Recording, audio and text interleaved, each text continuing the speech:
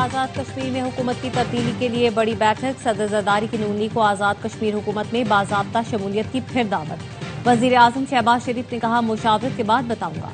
ज़राए का कहना है, मुलाकात में मुशावरत का सिलसिला जारी रखने पर इत्तेफाक किया गया। मुलाकात में बिलावल भुट्टो, नवीद कमर, राजा परवेज अशरफ, शहरी रहमान की शिरकत, मोहसिन नकवी, राना सनाउल्लाह भी मौजूद थे।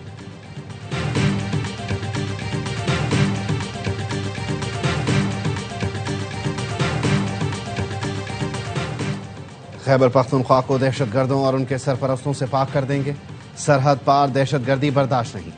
फील्ड मार्शल सैयद आसिम मुनीर का दौरा पेशावर में दो टोक ऐलान। कबायली अमायदीन से खिताब में कहा, अफगानिस्तान की मुसलसल सरहद पार दहशतगर्दी के बावजूद पाकिस्तान ने सब्र व तहम्मुल का मुजाहिरा किया। तमाम हमसायों से अमन चाहते हैं, लेकिन वतन अजीज के खिलाफ सरहद पार दहशतगर्दी नहीं होने देंगे। अफगान तालिबान हुकूमत भारतीय प्रॉक्सियों के खिलाफ कार्रवाई करने के बजाय फितना खवारिज और फितना हिंदुस्तान की मदद कर रही है।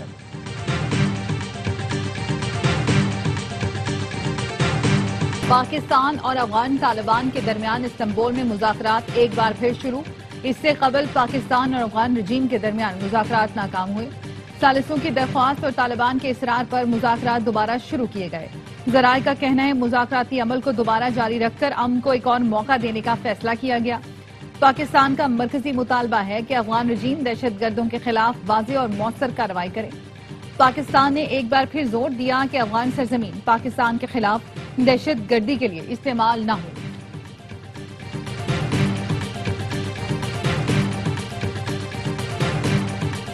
सऊदी अरब पाकिस्तान के लिए हर चीज करने को तैयार है।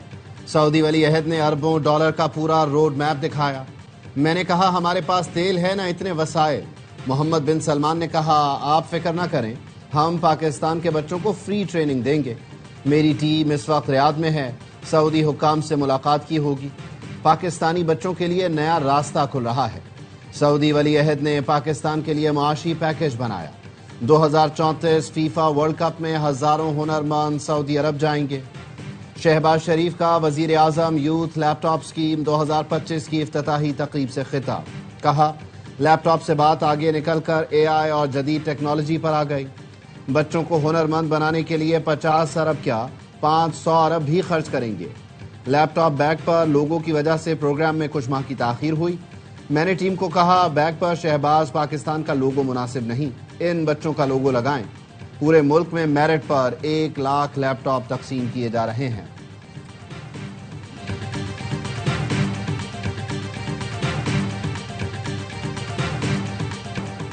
क्लर्क से करोड़पति बनने का सफर।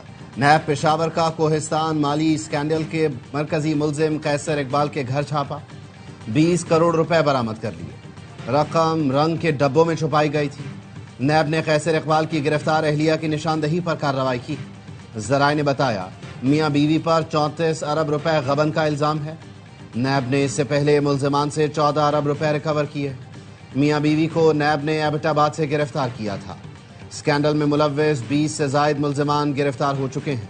मरकजी मुलजिम कैसर इकबाल CNW डिपार्टमेंट अपर कोहिस्तान में अगस्त 2013 से बतौर क्लर्क और बाद में हेड क्लर्क तैनात रहा। वज़ीर आला खैबर पख्तूनख्वा ने सूबाई काबीना के लिए पहले मरहले में 10 अरकान की फहरिस्त तैयार कर ली। अरियाला जेल के बाहर मीडिया से गुफ्तगू में सुहेल आफरीदी ने कहा, बानी की हिदायत पर सूबाई काबीना को हतमी शक्ल दे रहे हैं। 10 अफराद का इंतखाब कर लिया, बाकी के नाम भी ज़ेर गौर हैं। बानी से मुलाकात से मुतालिक हाईकोर्ट का तहरीरी हुक्म नहीं मिला। तहरीरी हुक्म मिलने के बाद मुलाकात ना कराई गई तो तौहीन अदालत की दरख्वास्त दायर करेंगे। खैबर पख्तूनख्वा असेंबली में सेनेट की खाली नशिस्त पर ज़िम्न इंतखाब। PTI के खुरम ज़ीशान 91 वोट लेकर सेनेटर मुंतखब। गैर हतमी गैर सरकारी नतीजे के मुताबिक अपोजिशन के उम्मीदवार ताज मोहम्मद आफरीदी ने 45 वोट हासिल किए।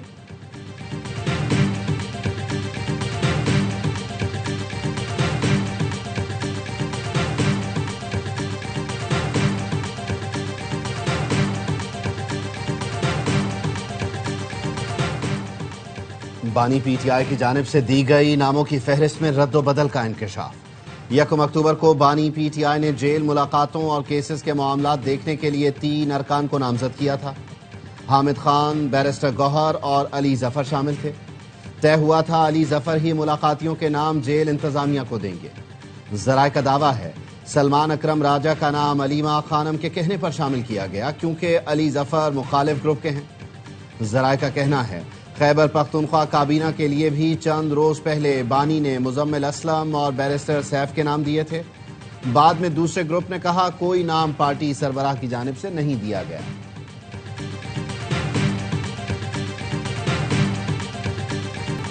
کراچی کے مواج گوٹ میں ٹائر کے گودام میں لگی آگ بے قابو، شعلوں نے قریبی گودام کو بھی لپیٹ میں لے لیا۔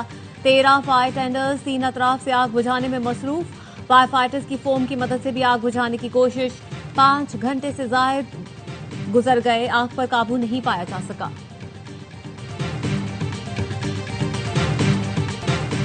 ایس پی عدیل اکبر کی خودکشی کے شواہد نہیں ملے، 3 رکنی انکوائری کمیٹی نے رپورٹ کو حتمی شکل دے دی۔ انکوائری کمیٹی کو ایس پی عدیل اکبر کی پوسٹ مارٹم رپورٹ بھی موصول۔ رپورٹ کے مطابق ایس پی عدیل کی موت کی وجہ چہرے پر لگنے والی گولی ہی تھی۔ انکوائری کمیٹی نے ایس پی عدیل اکبر کے عملے اور ماہر نفسیات کا بیان بھی ریکارڈ کیا۔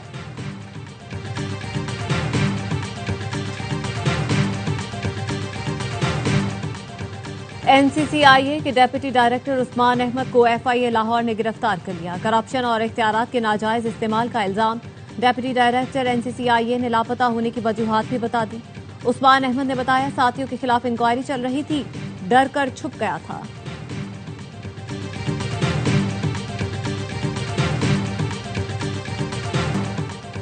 وزیر اعلیٰ سندھ مراد علی شاہ نے پہلے چالان کی معافی کی ہدایت جاری کر دی، کہا دوبارہ ٹریفک قوانین کی خلاف ورزی پر چالان ادا کرنا ہوگا، اپنی حفاظت کی خاطر ٹریفک قوانین کی پاسداری کریں، پولیس بھی قانون سے بالاتر نہیں، ہر شخص قانون پر عمل درآمد یقینی بنائے۔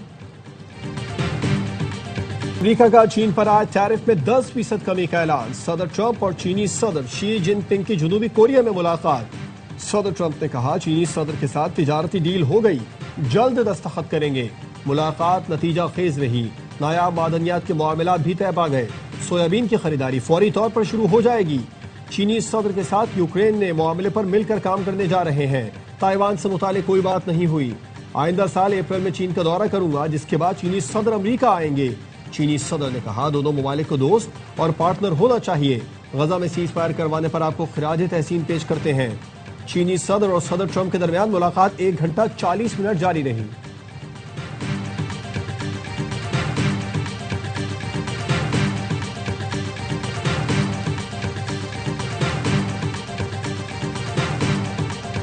بھارت میں ناگالینڈ، منی پور، آسام اور دیگر ریاستوں میں آزادی کی تحریکیں شدت اختیار کرنے لگیں۔ ناگالینڈ تحریک کے سربراہ نے بھارتی فوج کے جبر اور قبضے کے خلاف جدوجہد جاری رکھنے کا اعلان کر دیا۔ بھارتی حکومت اور افواج کو واضح انتباہ جاری کر دیا، کہا اگر مودی ہم سے کھیلنا چاہتا ہے تو کچھ بھی ہو جائے، ہم اپنے موقف پر ڈٹے رہیں گے، کبھی بھارت کے آگے سر تسلیم خم نہیں کریں گے۔ بھارت مقبوضہ کشمیر، منی پور، جوناگڑھ، ناگالینڈ جیسی ریاستوں پر غیر قانونی طور پر قابض ہے۔ مودی کے زیر قبضہ ناگالینڈ جیسی کئی شمال مشرقی ریاستیں آزادی کا مطالبہ کر رہی ہیں۔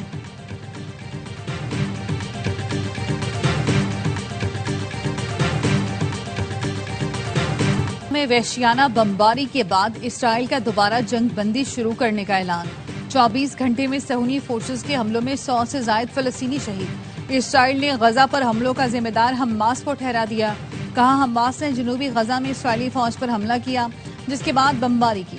اسرائیل کی جنگ بندی کی خلاف ورزی پر قطر اور ثالثوں کا تشویش کا اظہار، امریکہ کا کہنا ہے جنگ بندی جاری ہے۔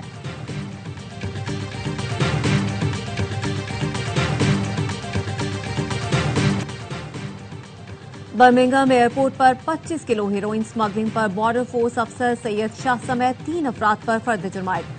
این سی سی حکام کے مطابق منشیات پاکستان سے آنے والے سوٹ کیس میں چھپائی گئی تھی۔ سوٹ کیس مانچسٹر کے رہائشی زاہدہ پروین کا تھا۔ خاتون کو ایئرپورٹ پر گرفتار کر کے کلاس اے منشیات درآمد کی سازش کا الزام لگایا گیا۔ برمنگھم کے رہائشی شاہد بٹ پر بھی کلاس اے منشیات درآمد، منی لانڈرنگ کے الزامات ہیں۔ تینوں ملزمان کو عدالت نے ریمانڈ پر جیل بھیج دیا۔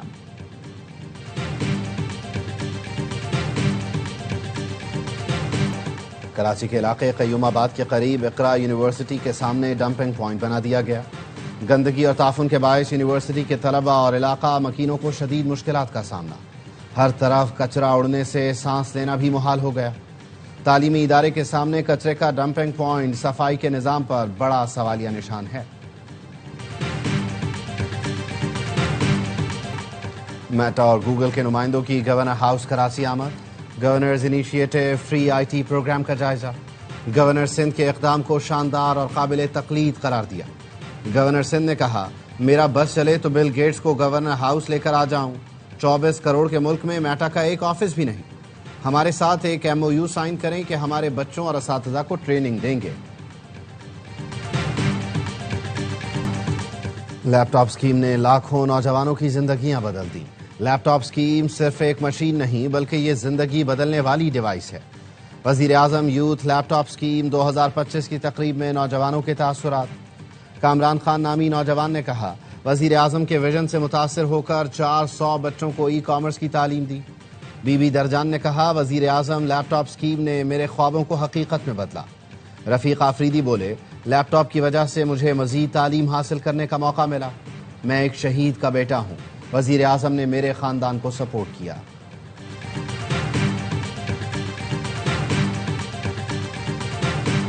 Women's world cup semi final میں آسٹریلیا اور بھارت کا ٹاکرا، ریکارڈ ہدف کے تعاقب میں بھارتی ٹیم جیت کے ٹریک پر، 339 رنز کے تعاقب میں 200 کے قریب رنز بنا لیے۔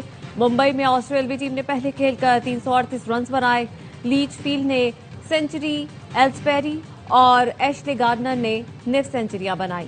فائنل میں فاتح ٹیم کا مقابلہ اتوار کو جنوبی افریقہ سے ہوگا۔ پاکستان اور جنوبی افریقہ کی کرکٹ ٹیموں کی لاہور میں پریکٹس، سیریز کا دوسرا T20 میچ کل قذافی اسٹیڈیم میں کھیلا جائے گا۔ پہلے میچ میں جنوبی افریقہ نے پاکستان کو بآسانی 55 رن سے شکست دی تھی۔ پروٹیاز کو 3 میچ کی سیریز میں 1-0 کی برتری۔